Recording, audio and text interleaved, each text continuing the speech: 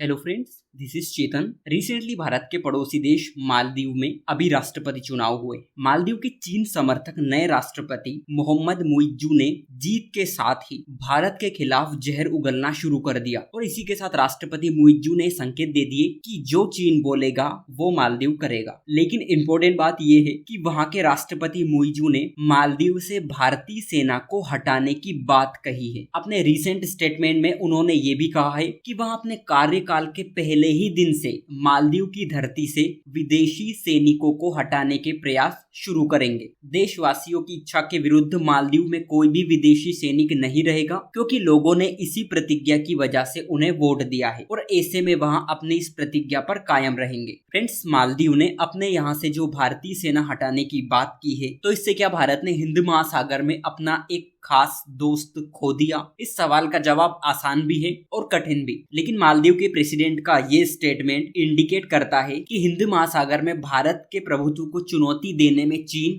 कोई कसर नहीं छोड़ेगा। समझेंगे क्या है पूरा इश्यू। मालदीव में जो सत्ता परिवर्तन हुआ है, जो गवर्नमेंट चेंज हुई है, उसके क्या मायने हैं, और अगर वहां पर चीन समर्थित राष्ट्रपति चुना गया है तो इससे भारत पर क्या असर पड़ने वाला है। फ्रेंड्स, आपको याद होगा कि इससे पहले वहां के राष्ट्रपति इब्राहिम मोहम्मद सोली भारत के समर्थक रहे हैं और जैसे ही वो राष्ट्रपति का चुनाव हारे, ये भारत के लिए चिंता का विषय बन गई, क्योंकि चीन को अब श्रीलंका के अलावा एक और दोस्त मिल गया है, जिसके चलते वहां हिंद महासागर में अपने खतरनाक मंसूबों को पूरा करने के लिए ज्यादा ताकतवर हो जाएगा। सबसे पहले आप ये देखिए कि मालदीव आखिर है कहाँ। ये रहा प्यारा भारत, ये है पूरा इंडियन ओशन, ये है श्रीलंका, और आप थोड़ा सा इधर देखेंगे तो ये रहा मालदीव। हिंद महासागर में लोकेटेड मालदीव स्ट्रेटेजिकली भारत के लिए बहुत इंपॉर्टेंट है, इसलिए भारत की फॉरेन पॉलिसी में भी मालदीव का विशेष महत्व है। 1966 में मालदीव की स्वतंत्रता के बाद से ही भारत ने मालदीव के साथ कल्चरल,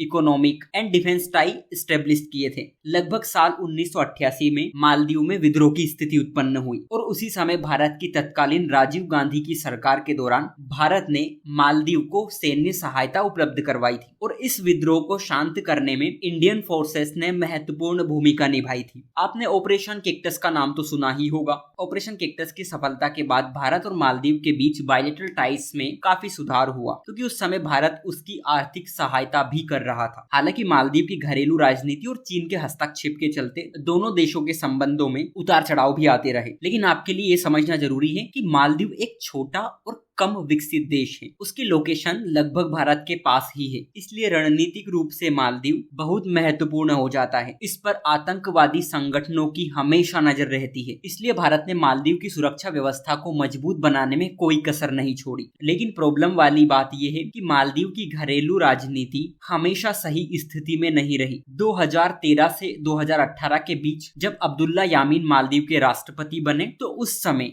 भारत और मालदीव के संबंध काफी खराब हो गए थे, क्योंकि अब्दुल्ला यामीन ने भारत के विरुद्ध अभियान चलाया और चीन की गोद में जाकर बैठ गया था। और उस समय सिचुएशन ऐसी बन गई थी कि मालदीव के पूर्व राष्ट्रपति मोहम्मद नशीद को भारत के दूतावास में शरण लेनी पड़ी थी। लेकिन फिर सिचुएशन चेंज हुई। 2018 के चुनाव में इब्राहिम मोहम्मद सोली मालदीव के राष्ट्रपति बने और उन्होंने इंडिया फर्स्ट की विदेश नीति रखी। जैसे भारत नेबरिंग फर्स्ट की पॉलिसी रखता है, उसी तरह मालदीव ने भी इंडिया फर्स्ट की फॉरेन पॉलिसी रखी थी, यानी उनकी सरकार भारत केंद्रित विदेश नीति रखती थी। इसलिए दोनों देशों के संबंध फिर से अच्छे हो गए। लेकिन अब सिचुएशन फिर से चेंज हो गई। जैसा कि हमने देखा था कि मालदीव की लोकेशन काफी अहम है, इसलिए चीन अपनी नौसेना को तेजी से बढ़ा रहा है और वो मालदीव में अपनी पहुंच बढ़ाने के प्रयास हमेशा करता रहता है। वहीं भारत हमेशा से मालदीव में चीन के प्रभाव को सीमित करने का प्रयास करता है। अगर आप इसका मैप देखेंगे तो खाड़ी के देशों से तेल यहीं से होकर गुजरता है। चीन इसे भी सुरक्षित करना चाहता है। इसे देखते हुए पिछले 10 सालों में भारत ने मालदीव को 2 नए हेलीकॉप्टर और एक छोटा एयरक्राफ्ट भी दिया और ऐसा माना जा रहा है कि मालदीव में भारत के लगभग 75 मिलिट्री ऑफिसर रहते हैं, जो इस इलाके में चीन के प्रभुत्व को रोकते हैं, मालदीव को आतंकवादी संगठनों की नजर से बचाते हैं। और भारत ने जो एयरक्राफ्ट मालदीव को दिए हैं, उनके संचालन और रखरखाव की जिम्मेदारी भी उनकी ही है। लेकिन वहां की घरेलू राजनीति ने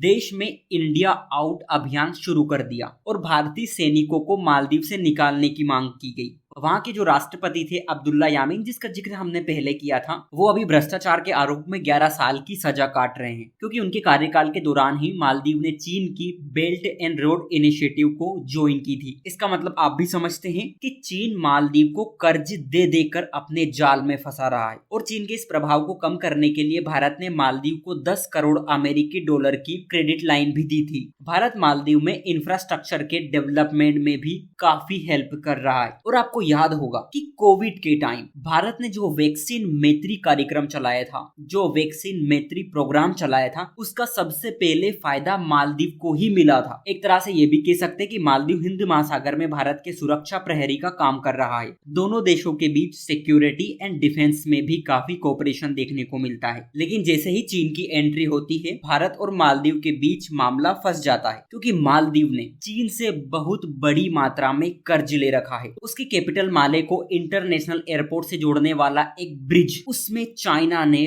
बड़े पैमाने पर निवेश किया है। मालदीव ने 7 साल पहले चीन को अपना एक आइलैंड केवल $40 लाख में 50 साल के लिए लीज पर दे दिया था। और आपको याद होगा कि इसी तरह श्रीलंका ने भी अपना एक हम्बनटोटा पोर्ट चाइना को लीज पे दे रखा है। आपको जानकर हैरानी होगी कि मालदीव पर चीन का करीब $1 बिलियन का कर्ज है। और अभी जो प्रेसिडेंट इलेक्शन हुए हैं, उसमें जीतकर आने वाले मोहम्मद मुइज्जू चीन के और करीब जा सकते हैं। और ऐसा होता है तो ये कहीं ना कहीं भारत के हितों को जरूर प्रभावित करेगा, क्योंकि अभी जो राष्ट्रपति बने हैं वो अपने चुनाव प्रचार के टाइम लगातार इस बात पर जोर दे रहे थे कि भारतीय सेना मालदीव की संप्रभुता का उल्लंघन कर रही है। और अगर मैं सत्ता में आता हूँ और अगर मैं पावर में आता हूँ तो सबसे पहले मैं मालदीव से भारतीय सैनिकों की छुट्टी करूंगा। लेकिन सवाल ये उठता है कि क्या मालदीव से इंडिया आउट पॉसिबल है? फ्रेंड्स, एक्सपर्ट ये मानते हैं कि मालदीव भारत और चीन के बीच बैलेंस बनाने की कोशिश करेगा,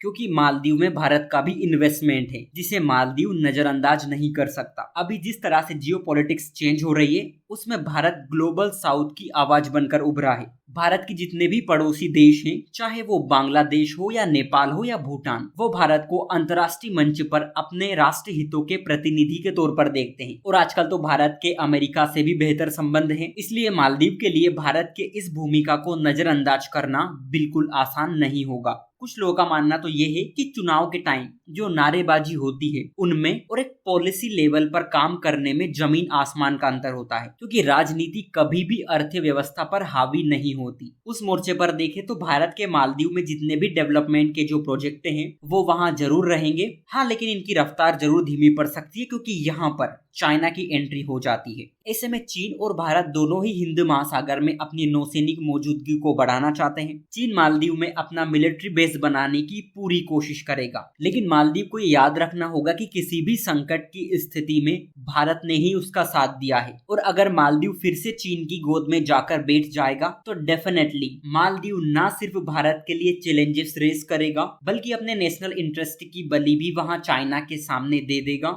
जैसा कि श्रीलंका ने किया, जैसा कि पाकिस्तान ने किया। ये सभी चीन के एग्जाम्पल्स हैं। लेकिन फ्यूचर में ये देखना काफी इंपॉर्टेंट होगा कि मालदीव के नए नवेले राष्ट्रपति किस तरह भारत और मालदीव के संबंधों को आगे ले जाते हैं।